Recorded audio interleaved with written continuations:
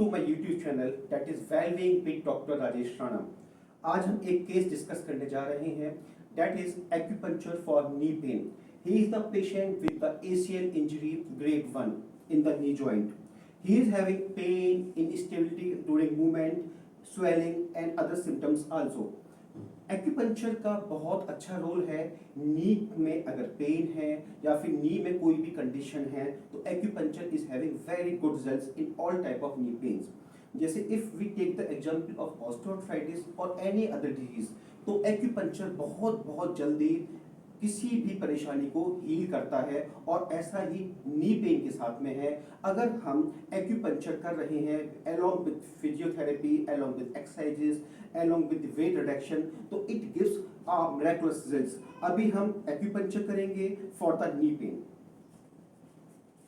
This is the cotton swab। First of all we should know about the acupuncture point। acupuncture point का location हमें पता होना चाहिए और acupuncture point का जो लोकेशन होता है it is according to the meridians। अगर आपने मेरी प्रीवियस वीडियोस देखी हैं तो मैंने उसमें बताया हुआ है what are the meridians। meridians are energy flow channels and acupuncture is totally based on the meridians। now we have to sanitize the points completely।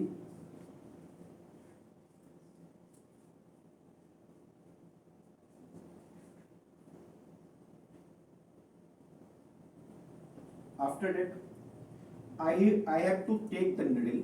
This is 30 mm needle. What I have to do? I have to insert that needle in the acupuncture point.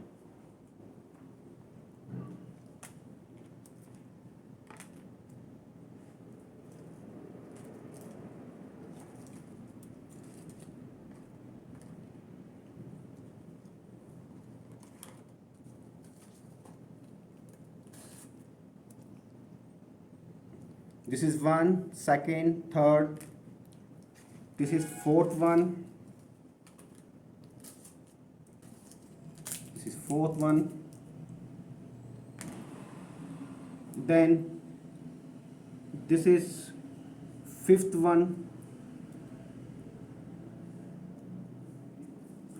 Then this is sixth one.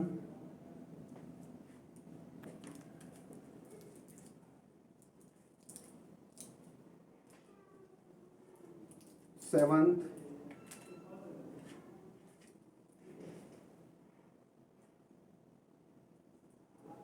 eighth, and ninth one on the LI4। This is the LI4 point। I have explained it previous videos also। अभी मैंने ये needles लगाई हैं, ये acute points पर लगाई हैं, according to the meridians लगाई हैं। अब now what I have to do, I have to mobilize it manually. Like I am mobilizing it manually to increase the efficiency of my treatment। I have to mobilize all the needles manually। इससे क्या होता है कि आपका जो treatment है उसका effectiveness काफ़ी बढ़ जाता है। और what can I do, I can also combine my stimulator in the needle. These are the electrodes and these are called crocodile electrodes। what I have to do, I have to connect the crocodile electrodes to the needles।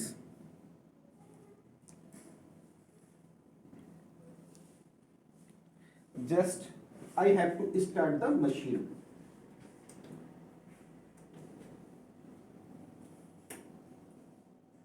आना start हो गया। तो if I am connecting the stimulator to the needle, it also increase the effectiveness of the treatment। और मुझे इन needles को 20 minute तक रखना है। 20 मिनट रखने के बाद में मुझे इन needles को निकाल देना है। फर्स्ट ऑफ ऑल मुझे 20 मिनट बाद मशीन को ऑफ करना है। उसके बाद में क्रोकोडाइल इलेक्ट्रोड्स को मुझे हटा देना है। Then I have to remove the needles।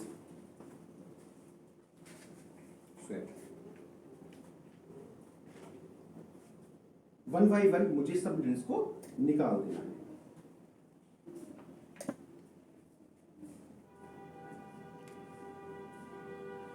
4 5 6 7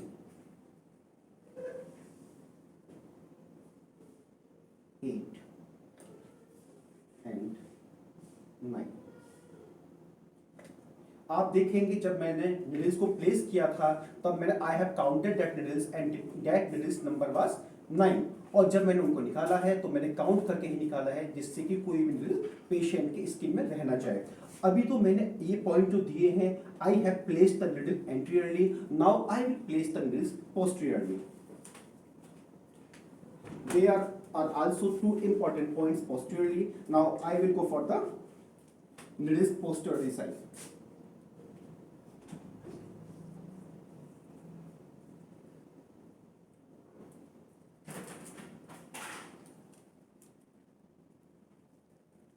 One point is here.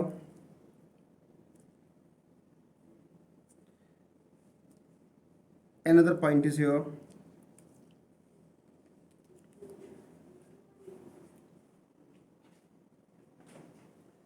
ये दो बहुत इंपॉर्टेंट पॉइंट्स हैं, ये पॉपिटियल फोसा में हैं।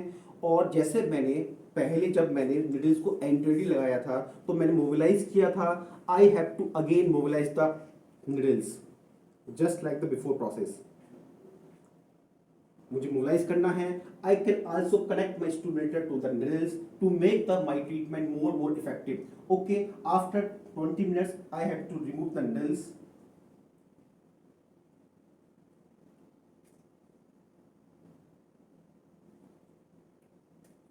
This is all about acupuncture for the knee pen.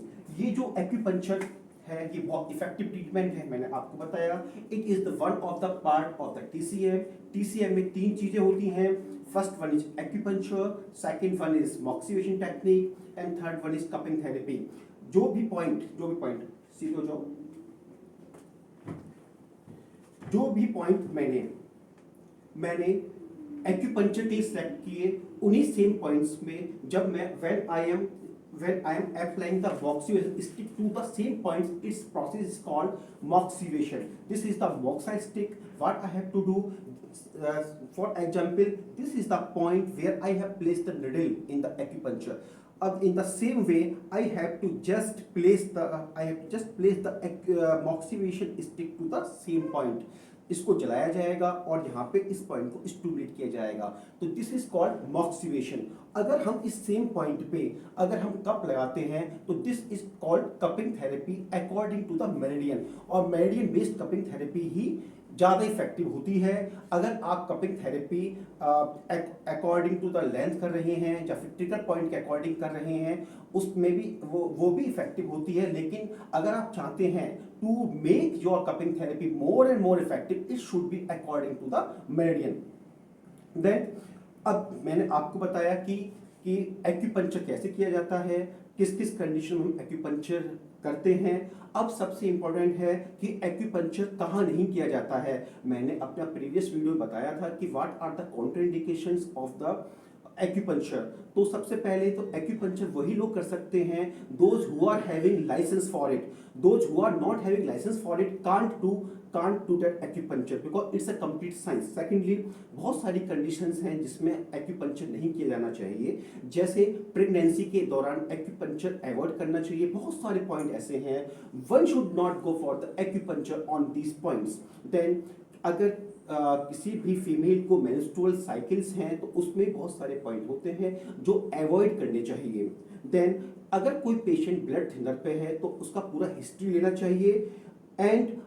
और ब्लड थिनर वाले पेशेंट को एक्यूपंक्चर हमें नहीं करना चाहिए। ओपन वुंड है तब भी हमें एक्यूपंक्चर नहीं करना चाहिए। There are many more cases जिसमें हमें एक्यूपंक्चर को अवॉइड करना चाहिए। मैं आशा करता हूं कि नी पेन के लिए एक्यूपंक्चर बहुत इफेक्टिव रहेगा।